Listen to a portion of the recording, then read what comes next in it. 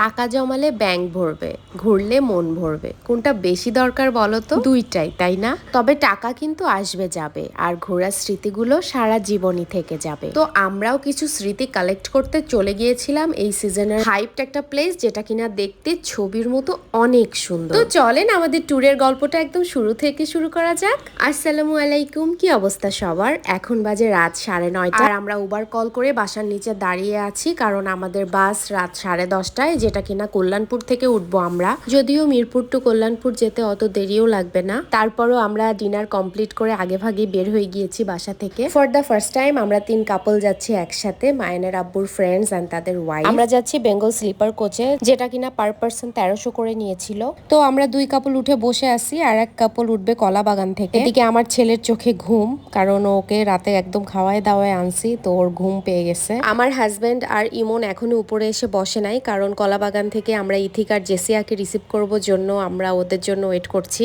এই তো আর এক কাপল আমাদের সাথে জয়েন হলো। আর এই বাসটা এত বাজে ছিল, কারণ স্পেস অনেক কম ছিল, আর আমাদের শুইতেও অনেক কষ্ট হয়েছে। 4 ঘন্টা পর ভৈরবে আমাদের এই হোটেলে একটা ব্রেক দেয়। যেহেতু আমরা খাওয়া দাওয়া করে বাসা থেকে বের হয়েছিলাম, তাই আমরা আর কোনো কিছু খাই নাই, জাস্ট একটু ফ্রেশ হয়েছিলাম। আর রাস্তা যে কি পরিমাণ খারাপ তা বলার বাহিরে, একদম কোমর ব্যথা হয়ে গেছে। হঠাৎ ঘুম ভেঙে দেখি বাইরে বৃষ্টি হচ্ছে, কিন্তু আমাদের পৌঁছাতে এখনো 2 ঘন্টা বাকি। টানা 11 ঘন্টা জার্নির পর আমরা ফাইনালি সুনামগঞ্জে পৌঁছালাম। তারপর আমরা লেগুনাতে করে গিয়েছি আনোয়ারপুর ঘাটে, যেখানে আমাদের হাউস বোট আছে। ঘাটে পৌঁছাতে আমাদের সময় লেগেছে আরো 1 ঘন্টা। আর হ্যাঁ, বোটের স্টাফরাই আমাদেরকে এই লেগুনাতে করে ঘাট পর্যন্ত এনেছে, আর এটা প্যাকেজে ইনক্লুডেড ছিল। আর আমরা কোন হাউস বোট নিয়েছি সেটা আপনারা এখনই জানতে পারবেন। যেহেতু আমরা একটা বাজেট ফ্রেন্ডলি ট্যুর চাচ্ছিলাম, সো অনেক খোঁজাখুঁজির পর আমরা নায়রি হাউস বোটের সন্ধান পাই, যেটা কিনা রিজনেবলের মধ্যে বেস্ট একটা অপশন হবে। আর নায়রির 2টা বোট, আমরা নন এসিটা নিয়েছিলাম, যেটা নায়রি 1.0। আর যেহেতু আমরা মানুষ কম ছিলাম, সো একটু ছোটখাটো বোটই খুঁজতেছিলাম, যাতে নিজেদের মতো একটু মজা করতে পারি। আপনারা দেখতে পাচ্ছেন ঘাটের পাশাপাশি 2টা বোট দাঁড়ানো। এন্ড ফাইনালি আমরা বোটে চেক ইন করে ফেললাম। বোটে এন্ট্রি নেওয়ার পর না কেমন একটা এক্সাইটমেন্ট কাজ করতেছিল সবার মধ্যে। ঢুকতেই দেখলাম আমাদের জন্য ওয়েলকাম ড্রিঙ্কস বানায় রাখছে, যেটা কিনা খেতে খুবই বাজে ছিল, আমরা কেউই খাইতে পারি নাই। ওরা হয়তো চিনির বদলে লবণ দিয়ে ফেলছে। বোটে ঢুকে ফার্স্ট রুমটা আমরা নিয়েছিলাম। আমার ছেলে রুমের মধ্যে ঢুকে খুব এনজয় করছে। এটা একটা 12 জনের বোট ছিল, সো আমরা তো 6 জন গিয়েছিলাম, আর বাকি 6 জন ছিল অন্য ফ্যামিলির, সো ওরাও অনেক ফ্রি মাইন্ডেড ছিল। আর আমাদের 12 জনকেই কিন্তু একসাথেই লেগুনাতে করে এই ঘাটে আনা হয়েছে। সো লেগুনাতেই আমাদের সবার সাথে সবার পরিচয় হয়ে গিয়েছে, আর আমরা অনেক মজা করেছি একসাথে। আর এটা যেহেতু একটা ছোট বোট, সো আমরা অত কিছু এক্সপেক্টও করিনি। 6টা রুম ছিল, 2টা ওয়াশরুম ছিল, এন্ড কেমন কি খরচ হয়েছে সবই আপনাদেরকে ডিটেলসে বলে দিব। এন্ড রুমের মধ্যে একটা কিং সাইজ বেড ছিল, ছোট টেবিল ছিল, ফ্যান ছিল, শুধু একটা মিরর ছিল না, যার জন্য সাজুগুজু করতে একটু প্রবলেম হয়েছে। তাও ব্যাপার না, আমরা মেয়েরা সবই পারি। এটা ছিল বোটের কিচেন, আর আমি একটু ঘুরে ঘুরে দেখছিলাম কেমন কিভাবে রান্না করে তারা, কারণ এমনিতেই টাঙ্গুয়ার হাওর নিয়ে অনেক নেগেটিভিটি ছড়াইছে সবার মধ্যে। ভাই ভালো পানি তো, ভালো পানি খাওয়ায়েন ভাই, বহুত কথা শুনছি ভাই। এই পানি তো আমরাও খাই। এই পানিতেই হয়, খাবারের পানিতে হয় না। না না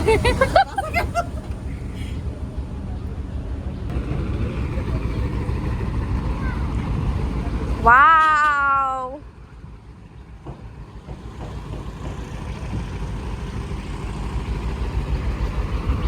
এই যে এটা নায়রি 2.0 আর এটা 1.0, যেটা আমাদের একদিনের বাসস্থান। কেমন লাগতেছে? একদম ভালো লাগতেছে। কেমন যেন লাগতেছে, প্রাণ প্রাণ ট্যাং দেয় নাই? লেবু দিচ্ছে, বাট এখানে অন্য কিছু আছে যেটা ট্যাঙের মতো ফিল দিচ্ছে না। স্যালাইনের মতো ফিল দিচ্ছে। ভালো করে টেস্ট দিচ্ছে না। বিসমিল্লাহ বলো নাই? বিসমিল্লাহ বলছি, আগে আগে সিটনেস করতে হবে। এই তো তারপর আমাদের ব্রেকফাস্ট সার্ভ করে দিল তারা, খিচুড়ি, ডিম ভুনা আর আমের আচার। এটা অনেক মজা ছিল, আর আমাদের অনেক ক্ষুধাও পাইছিল। আমরা সবাই ছাদে গিয়ে খাচ্ছিলাম, আর বোটও এর মধ্যে ছেড়ে দিয়েছে। আর আমাদের প্রথম দিনের ওয়েদারটা যে কি দারুণ ছিল, মাশাআল্লাহ, একদম ড্রিমি একটা ওয়েদার ছিল। আর আমাদের ফার্স্ট স্পট ছিল শিমুল বাগান। ট্যুরে যাওয়ার আগেই আমরা গার্লস গ্রুপ প্ল্যান করেছিলাম শিমুল বাগানে আমরা শাড়ি পরবো, এন্ড প্রথমেই আমাদেরকে নিয়ে যাচ্ছে শিমুল বাগান। সো এটা আমাদের জন্য যে কি চ্যালেঞ্জিং একটা ব্যাপার হয়ে গিয়েছিল। যাই হোক, যেহেতু ট্যুরে আসছি সো টায়ার্ডনেসকে দূরে ফালাই দিছি। আর এই সেই শিমুল বাগান, এখানে ঢুকতে পার পারসন 50 টাকা করে টিকিট ছিল, আর এটাও প্যাকেজ ইনক্লুডেড ছিল। আর এখানে ঢুকতেই চারপাশে এত ঘোড়া, মানে আমি যে একটা জায়গায় দাঁড়াবো কোনো প্লেসই ছিল না। কত করে চাচ্ছে? 100 করে। এই ঘোড়া, এই ঘোড়ার নাম কি? রাজা হিন্দুস্তানি। আর এই ঘোড়ার নাম কি? শিকারি। এই তো আমরা কাপলরা অনেক এনজয় করেছি শিমুল বাগানে, আর প্লেসটা আসলে অনেক সুন্দর ছিল। আর আমি জীবনের প্রথম ঘোড়ার পিঠে উঠেছি, যেটা কিনা আমার লাইফের নিউ এক্সপিরিয়েন্স ছিল।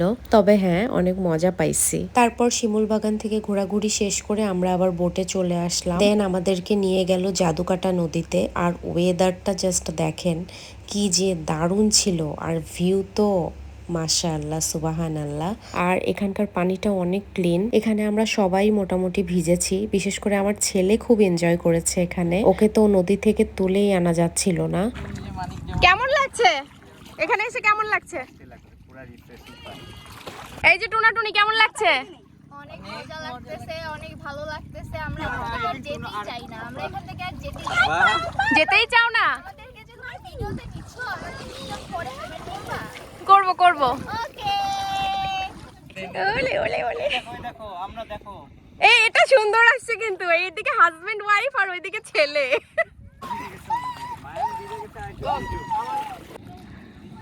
হ্যালো গাইস, এই যে তোমরা কি হাওড়ে কিছু দেখতে পাইছো?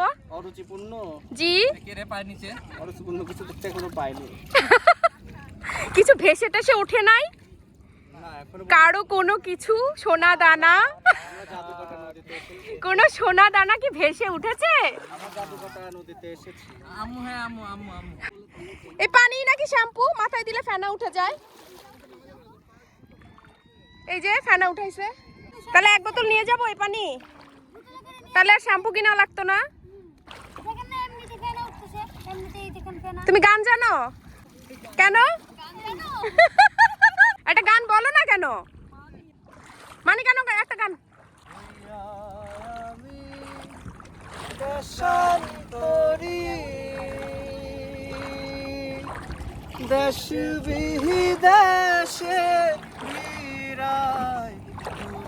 এই তো আমাদের দুপুরের খাবারও আমাদের সামনে চলে আসছে। মানে আপনার কোনো সময় পেট খালি থাকবে না, একটার পর একটা খাবার আপনাকে সার্ভ করতেই থাকবে। আর দুপুরে আমাদের মুরগি, আলু ভর্তা আর ডাল ছিল। খাওয়া দাওয়া শেষ করে একটু রেস্ট নিলাম। দেন আমাদের আজকের দিনের লাস্ট স্পট বারিকা টিলাতে যাওয়ার জন্য রেন্টে বাইক নিচ্ছিলাম। আপনারা চাইলে হেঁটেই চলে যেতে পারেন, 10-12 মিনিটের রাস্তা। আমরা একটু পাহাড়ের ফিলটা বাইকে নিতে চাচ্ছিলাম, সো রেন্টে বাইক নিচ্ছি। পার পারসন 100 করে নিছে।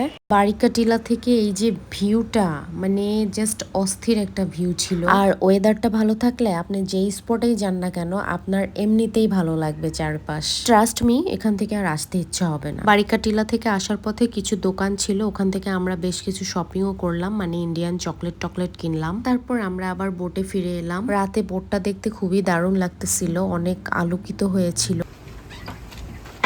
রাতের বোট তো অনেক দারুণ লাগতেছে, চকচক করতেছে না? কত শপিং করছো দেখি দেখি। আল্লাহ, পুরা ইন্ডিয়া তুলে নিয়ে আসছে। তারপর আমাদেরকে ইভিনিং স্ন্যাক্স দিল, মানে নুডলস দিল।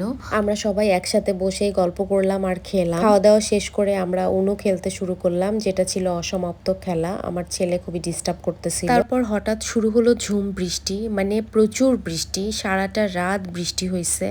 আর বৃষ্টির সাথে ছিল আমাদের রাতের খাবারে হাঁসের মাংস। আমরা 12 জন খুব মজা করে রাতে একসাথে বসে খেয়েছিলাম। বাহিরে বৃষ্টি হচ্ছে আর আমরা ভেতরে আড্ডা দিচ্ছি, মানে ব্যাপারটা খুবই দারুণ ছিল। আর আমাদের প্রথম দিনটা এভাবেই কেটে গেল। Good morning. হাওড়ে আজকে আমাদের দ্বিতীয় দিন, আর আমরা সকাল সকাল উঠে পরিবেশটাকে এনজয় করছি। চারপাশে কুয়াশা আর ঠান্ডা ঠান্ডা একটা বাতাস, খুবই ভালো লাগছিল। আর সকাল সকাল বোট থেকে আমাদের চা আর বিস্কিট দিয়েছিল, যদিও দুধ চা আর রং চা বোটে সবসময়ই থাকে। সকালের চা খেতে খেতে আমরা সবাই ছাদে বসে আড্ডা দিচ্ছিলাম, আর যত বোট যাচ্ছিল সবাইকে হাই দিচ্ছিলাম, মজা করছিলাম। তারপর 10:30টার দিকে আমাদের ব্রেকফাস্ট দিয়ে দিল, এটাকে আখনি খিচুড়ি বলে, এইটা খুবই মজা ছিল। তারপর আমরা রেডি শেডি হয়ে বের হয়ে যাই আমাদের লাস্ট দিনের স্পট গুলো ঘোরার জন্য। তারপর আমরা 12 জন মিলে একটা লেগুনা রিজার্ভ করি লাকমাছড়া এন্ড নীলাদ্রি লেক যাওয়ার জন্য। আর লেগুনা ভাড়া পড়েছিল 1000 টাকা। যদিও স্পট দুইটা বেশি দূরেও না, একবারে কাছেই ছিল, সেই দিক থেকে আমার কাছে ভাড়াটা বেশিই লেগেছে। 10 মিনিটের মাথায় আমরা লাকমাছড়াতে পৌঁছে গেলাম। আর দ্বিতীয় দিন প্রচুর রোদ ছিল, গরম ছিল, ভাগ্যিস ছাতা নিয়ে গিয়েছিলাম। আপনারাও যারা যাবেন অবশ্যই ছাতা নিয়ে যাবেন, বৃষ্টি হোক আর রোদ হোক ছাতা মাস্ট। এখানকার সৌন্দর্যটা অন্যরকম, ইন্ডিয়ার বর্ডার একদম কাছ থেকে দেখা যায়, ইন্ডিয়ার পাহাড়গুলো অনেক কাছে। আর এত সুন্দর সুন্দর পাহাড়গুলো কেন যে আমাদের বাংলাদেশের মধ্যে নাই, দেখলেই আফসোস হয়। যাই হোক, কি আর করার। তো এই ফ্রেশ পানিতে আমার হাজবেন্ড গোসল করেছে, ইভেন আমার ছেলেও গোসল করেছে। এত ঠান্ডা পানি ছিল, আমার নিজেরও গোসল করতে ইচ্ছা হচ্ছিল, কিন্তু আমাদের কাছে এক্সট্রা কোনো জামা কাপড় ছিল না। তারপর আমরা নীলাদ্রি লেকের উদ্দেশ্যে রওনা দেই। 5 মিনিটের মধ্যে আমরা নীলাদ্রি লেকে পৌঁছায় যাই। একদম ভর দুপুর বেলা আমরা নীলাদ্রি লেকে গেছি। প্রচুর রোদ আর গরম লাগছিল সবার। বিকেল টাইমে যে আসবো সেটারও উপায় নাই, কারণ আজকে আমাদের লাস্ট ডে। তাই আমরা বেশিক্ষণ এখানে স্টে করি নাই, একটা বোট ভাড়া নিয়ে আমরা পুরো লেকটা ঘুরেছি। লেকটা আসলে সুন্দর ছিল, আর উঁচু নিচু অনেক টিলা আছে, যার উপরে উঠলে আপনি সুন্দর সুন্দর ভিউ উপভোগ করতে পারবেন। এখানে যদি বিকেল টাইমে আসা যেত তাহলে সবচেয়ে বেশি ভালো হতো, বাট কি আর করার। লেকে ঘোরাঘুরি শেষ করে আমরা আবার বোটে চলে আসি এন্ড আমরা ফ্রেশ ট্রেশ হই। তারপর দেখি আবার ডাকছে খাওয়ার জন্য, গিয়ে দেখি পেয়ারা মাখাইছে ঝাল ঝাল করে। তারপর আমরা সবাই মিলে বসে টুসটুস করে পেয়ারাগুলো খেয়ে নিলাম। ভাই যে হারে ঘুরতেছি, খিদা তো পেটে থাকেই। দেন সবাই মিলে একটু আড্ডা টাড্ডা দেই।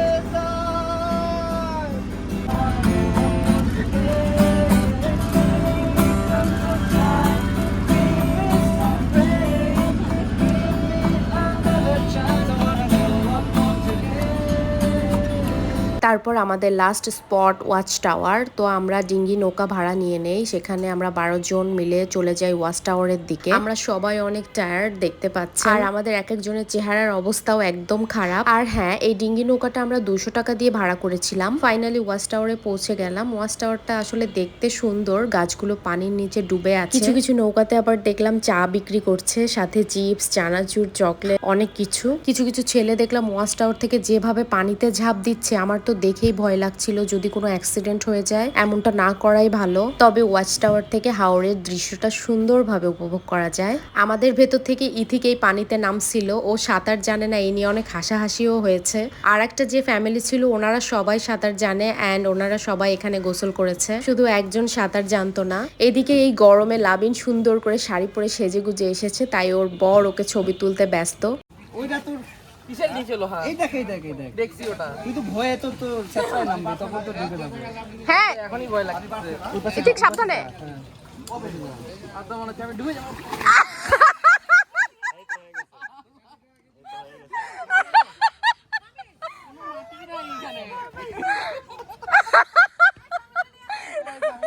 ভালো করছো, ভালো করছো।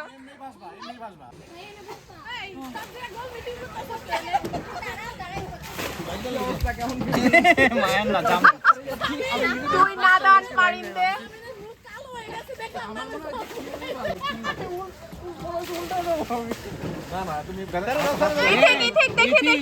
আমার জন্য ওই বোটে হচ্ছে টিউ ছিল, তো টিউ ছিল বোটে, ওই প্লাস্টিকের ইয়ে ছিল। টিউব লাগতো, ওইটা তোর মানে সোজা হইস বাঁকা হইস, তোর মুখ উপরে থাকে সবসময়। তারপর আমরা বোটে চলে আসি, এসেই দেখি আমাদের দুপুরের খাবারও রেডি। হাওরের বড় রুই মাছ ভুনা করেছিল, সাথে ছিল মুড়ি ঘন্ট, বেগুন ভর্তা, ডাল। আমরা অনেক মজা করে খেয়েছিলাম, অনেক টেস্ট হয়েছিল। খাওয়া দাওয়া শেষে এবার রিল্যাক্সের পালা, আর কোনো ঘোরাঘুরি নাই। এদিকে বাচ্চাকে খাওয়ায়ও ঘুম পাড়ায় দিছি। দেন আমি এবং আমার হাজবেন্ড একটু সুন্দর টাইম স্পেন্ড করছিলাম। আস্তে আস্তে রোদ চলে গেল, সূর্য ডুবে গেল এন্ড ওয়েদারটা জাস্ট অসাধারণ হয়ে গেল। ঠান্ডা একটা বাতাস, খুবই ভালো লাগছিল। বিশাল হাওরের বুকে আছি আমরা। এই সময়টাই কেন জানি আমাদের আর কারোরই বাড়ি ফিরতে ইচ্ছা হচ্ছিল না, মনে হচ্ছিল আরো একটা দিন থেকে যায়। আর হ্যাঁ, এই নায়োরিতে আমাদের পার পারসন 5,700 করে পড়েছে, যেটা কিনা খুবই রিজনেবল। তো এই ছিল আমাদের হাওর ট্রিপ। কেমন লাগলো সবাই জানাবেন। আল্লাহ হাফেজ।